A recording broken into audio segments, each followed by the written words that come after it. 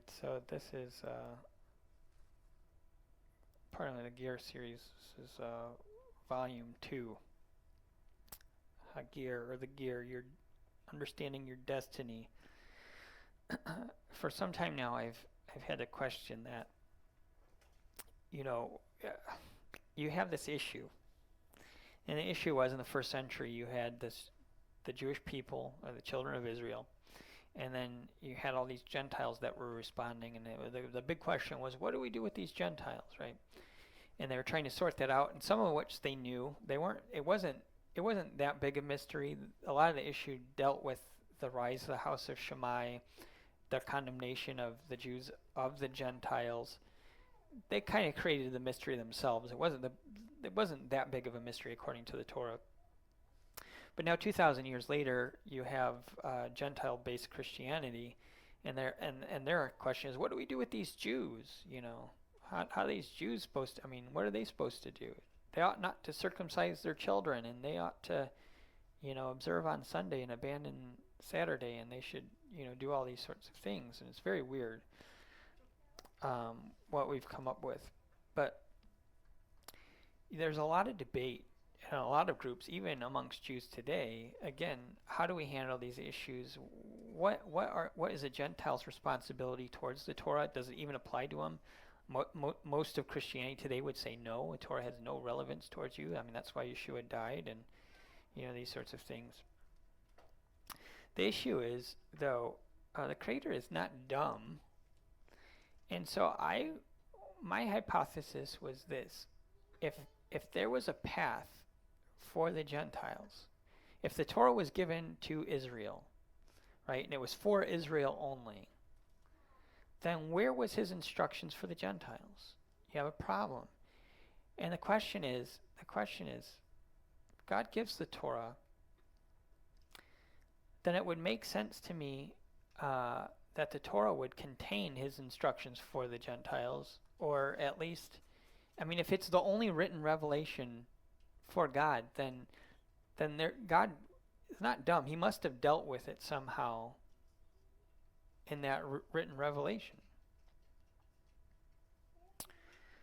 So we start out with prophecy. In Genesis 15:13 it says, "And he said unto Abraham, Know of surety that your seed shall be a stranger," and that is the plural of gerim. In English, we might say stranger, or actually a more appropriate word would be proselyte, which is a variation of the Greek proselytos.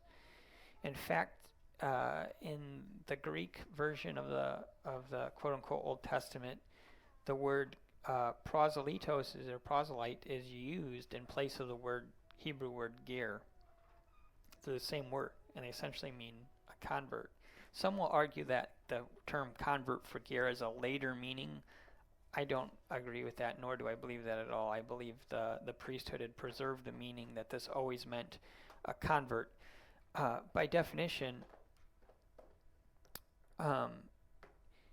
if you believed one thing, okay, you grew up in, let's just put it in an ancient concept. If you were a Greek and you grew up amongst the Greeks, you would believe in potentially Zeus and Aphrodite and all these other sorts of Greek gods. And then if you came to reject that, like the way Abram did, if you came to reject that and you came to believe in the one God, how is that anything short of conversion? You believed one way, you now believed another, and at its core, conversion deals with a change of state, change of mind. Your mind is converted, right? A lot of people take issue with the word convert. It's not a 4-letter word. It's a 3-letter word. Yeah, right. It's very punny, right? Yeah, GER, 3 letters. Yeah, write that one down. Get some mileage out of it. I won't charge any royalties.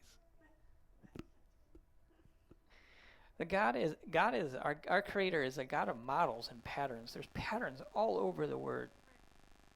Yeah, fractal, right? Genesis 12:10 says, "And there was a famine in the land, and Abram went down into Egypt to sojourn."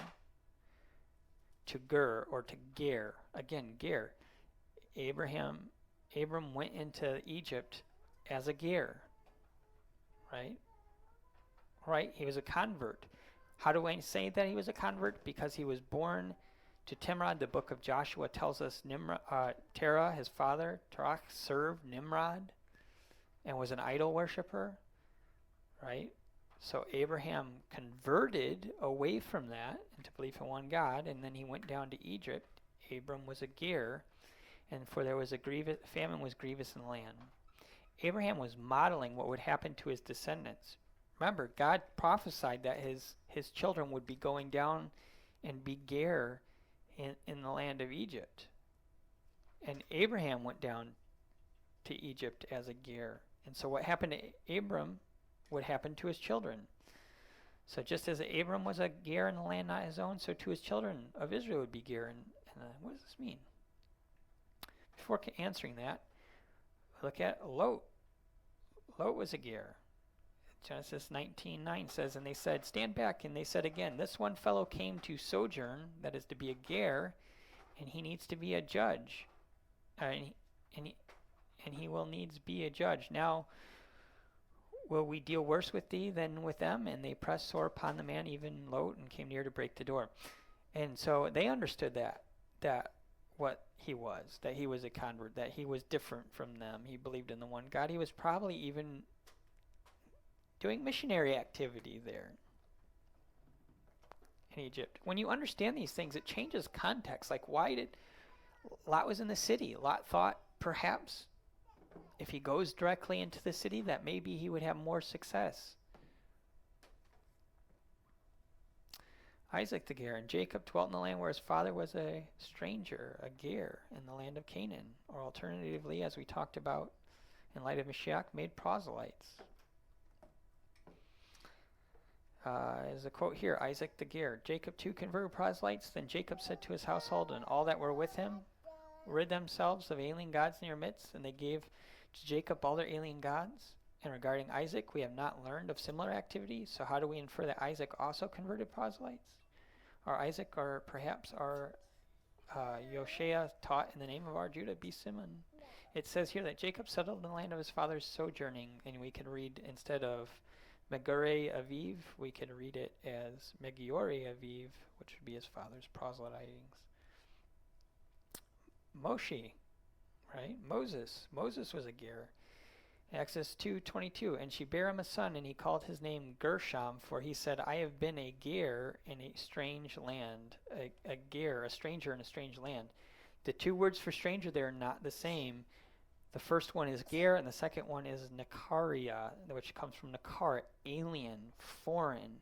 So he's saying, I was a Ger in a foreign land. When we talk about the Hebrew word Nakar, sometimes in English Bibles that's translated as stranger too, but not all strangers are equal in the Bible. You actually have to learn.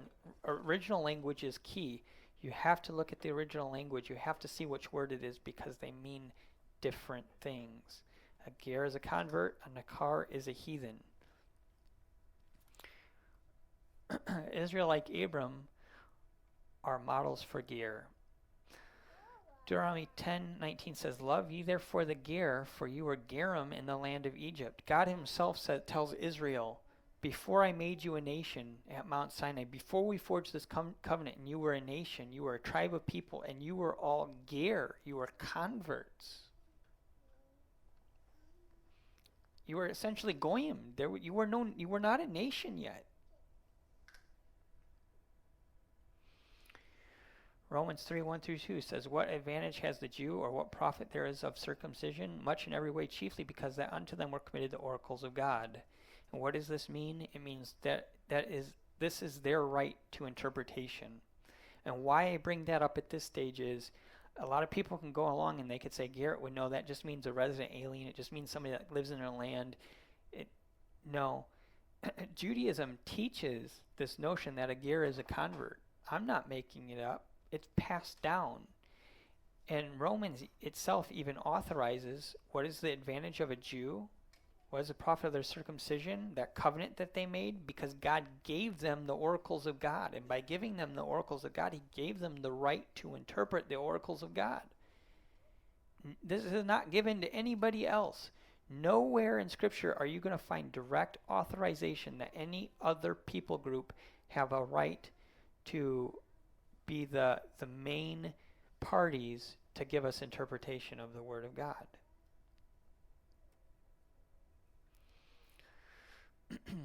The theory and practice of welcoming converts to Judaism. This is from a book. The biblical Israelites had no concepts of religious conversion because the notion of religion as separate from nationality was incoherent. The words Jews and Judaism did not exist. Abraham was called an Ivri, a Hebrew, and his descendants were known either as Hebrews, Israelites, the children of Israel, or Judeans.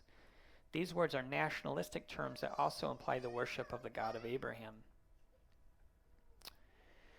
While there was no conversions, many non-Israelites joined the Israelite community, often through marriage or acceptance of the beliefs and practice of the community. For starters, this is the author's statement, not mine. By definition, he just described conversion, even though he said there's no conversion, but he puts it in quotes, so I assume he means loosely. In this sense, assimilation is the earliest form of conversion. Yes, that's what conversion always was, assimilation.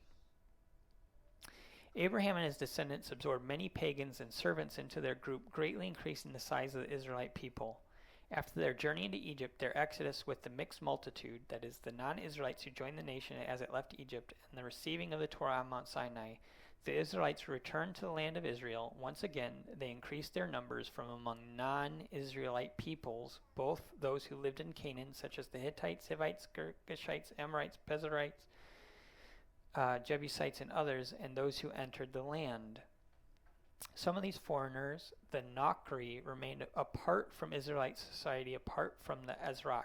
Ezrak means native or native branch, the native Israelite. Some Nokri, though, wished to join the Israelites. Such people were given a new status as Gerim, Hebrew for strangers, or actually convert. A Ger would be taken to the holy mountain and there render the necessary sacrifices. Ger more often assimilated into the Israelite people by intermarriage. For instance, pagan women who married Jewish men automatically adopted their clan and thus their religious views. The marriages that resulted were seen as positive because pagans would turn from idolatry to God through such marriages. So again, this notion is not one that I made up. It's long-standing in Judaism. Now I need to understand the temple and where the temple fits into this, because the temple factors into this pretty heavily. Because, again, the temple comes from the Mishkan. The Mishkan was a temporary dwelling God gave the Israelites. It was established after the sin of the golden calf. Moses came down and brought it down. And in a way, it was God saying this. He was using word pictures to show us how man should be. And this is further backed up here. Isaiah 2 through 3 says this. It says, "It shall come to pass in the last days," that's Akret HaYomim, which literally means the end of days, "that the mountain of Yahweh's house shall be established in the top of the mountains and shall be exalted above the hills, and all the Gentiles shall flow unto it." So, if we're talking about end days prophecy, according to this says Akret HaYomim, the end of days. So within the last 2,000 years, we know we were in the end of days because of Yeshua's appearance on the scene. At some point, the temple is going to be rebuilt because the Gentiles shall flow unto it, right? "And many people shall go and say, Come, you, and let us go up to the mountain of Yahweh, to the house of Jacob, the God of Jacob, and he will teach us his ways, and we will walk in his paths, for out of Zion shall go forth the Torah and the word of Yahweh from Jerusalem." This idea of coming, but also we need to understand too that the temple is associated with the perfect man, which on one level is Yeshua, but it's also the core of all men. All men were created in God's image.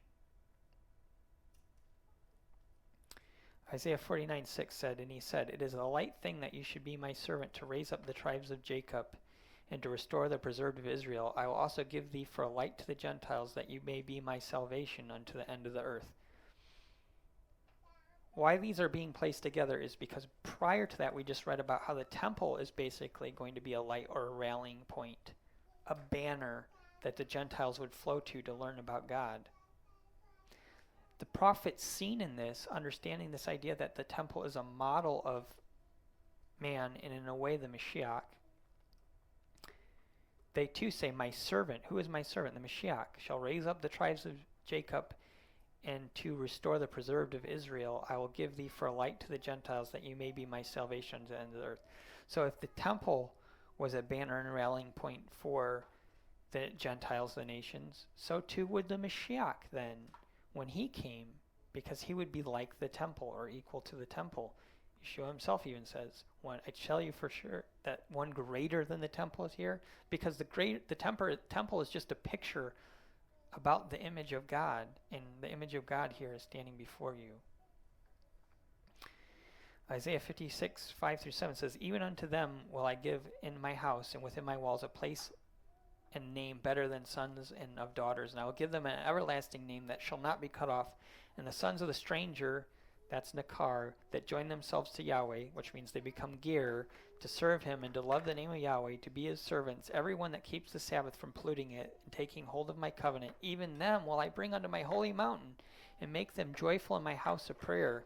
Their burnt offerings and their sacrifices shall be accepted upon my altar, for my house shall be called a house of prayer for all people. Malachi 1:11 says this, from the rising of the sun even unto the going down of the same, my name shall be great among the Gentiles. In every place incense shall be offered unto my name, and pure offerings for my name shall be great among the heathen, says Yahweh of hosts. The whole purpose of Israel is to be a light to the nations, and the temple is to be the core of that, to teach them. God is saying, I want my name to be great among the heathens. He wants the heathens to know about him and his ways. And in a day there shall be a root of Jesse, which shall stand for an ensign of the people. So it shall the Gentiles seek, and his rest shall be glorious. This root of Jesse we understand to be Yeshua, right? And it will be an ensign, a rallying point for the Gentiles. Why? Because the temple was a rallying point for the nations. All the nations of the earth would come and learn about God, and so the Messiah would come, and all the nations of the earth would come to him to learn about God. Behold my servant, whom I uphold, mine elect, in whom my soul delights. I will put my spirit upon him, and he shall bring forth judgment to the Gentiles. O Yahweh, my strength, my fortress, my refuge, in the day of affliction the Gentiles shall come unto you from the ends of the earth, and shall say, surely our fathers have inherited lies, vanity, and the things wherein there is no profit. You know, again, these Gentiles would go through a conversion process, because they would realize their fathers inherited lies and vanity. And it's fortuitous that this is the season of Hanukkah, which is about this very concept, this war between the vanities of men, Greek philosophy, science, and God, the creator of the universe. You know, these are the things the Gentiles inherited. Their own minds, their own bellies are the authors of their salvation, the authors of their life and their future, versus the notion that God created them, and he is the author of their salvation and their future and their purpose. Zechariah 14:16, it shall come to pass that everyone that is left of all the Gentiles shall come again, and which came against Jerusalem shall even go up from year to year to worship the King Yahweh of hosts, and to keep the Feast of Tabernacles. And within this, again, what's happening? All these nations are going up to the temple, right? Temple is a representation of the perfect man. The lessons of the temple, they're coming up. Why would we need a temple in the future? Because we've lost the meaning, its meaning. So much like Christianity, one of the predominant religions in the world, speaks evil in many aspects of the temple and its ways and its purposes. They don't understand. They don't understand its connection to the Mashiach. They don't understand its connection to the Messiah that they profess to follow. They don't understand the core of its lessons. And because of that, again, they've rejected the very things that they need to be restored into the image of godliness. They have the identity. They lack the means. They have the picture, but they don't have the manual to get there. They can't ever complete the puzzle. It's too difficult, you know. It's like They just cannot get to where they want to be, and they are very frustrated, and this is why. So there's a lot more that can be said about that, but again, this is just building upon the ideas and other things I've talked about in other segments of the Gear series and the other elements, even dealing with my work in Galatians and so on, to kind of tie these things together to show the biblical foundations and to show where this all plays out, and even how this plays out through the New Testament, and why, while being a convert isn't a bad thing, and even Jews on a level have a conversion process that they go through. They say, what, you mean they become Christians and they abandon? No. But they have to convert from their rejection of the Mashiach to belief in the Mashiach, and then go through all the changes that come from that. Because there are changes that come from that. Vastly, do they become something else? No, they're still Jews. But they've strayed from biblical Judaism, I'll put it that way, to rabbinic Judaism. And is everything in rabbinic Judaism bad? No, there's a whole lot of good there. A whole lot of understanding, a whole lot of good. But there are things that have led astray. And this is the part of the fight here with the anti-missionary and the modern Jewish rejection of Yeshua, is to hang on to that authority. The authority that doesn't belong to them. It belongs to Mashiach. Right?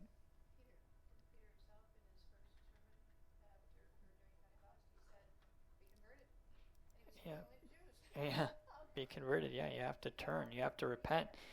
Teshuvah itself is a form of conversion. You've entered a fallen state. You've turned back and been restored to your previous state. It's a form of conversion. It's not a bad word.